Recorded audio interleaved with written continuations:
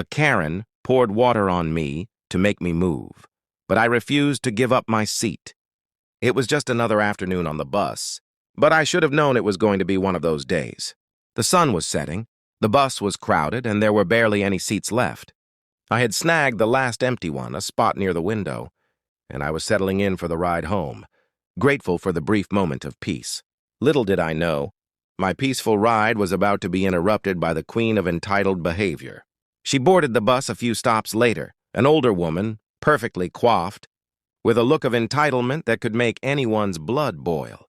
She glanced around the bus, and when her eyes landed on the empty seat next to me, she made a beeline for it. But then she did something I didn't expect.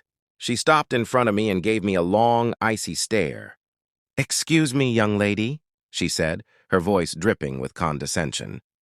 "I'm going to need you to move. I have a very important meeting to attend, and I simply cannot stand for this entire ride." I looked up confused. I had no idea who she was, and I certainly wasn't about to give up my seat for someone who thought the world revolved around them. "Sorry, but I'm not moving. There are no other seats available." Her face turned a shade of red I didn't think was possible. For a moment, I thought she might explode. But then, she did something that truly floored me. She reached into her purse, pulled out a full bottle of water, and poured it all over me. I sat there, drenched, stunned into silence.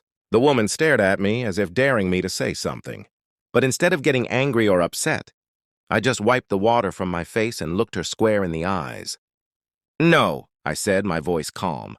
"I'm not moving. And you're not going to get away with this." She was flabbergasted. People around us had started to notice the scene, murmuring quietly. But I wasn't going to back down, especially not for her.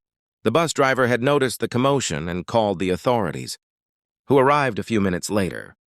The woman tried to make excuses, but when the cops arrived, they sided with me, telling her that I wasn't breaking any laws and that she had no right to assault me with water. The woman ended up getting off the bus at the next stop, muttering under her breath. I may have been drenched, but I didn't move.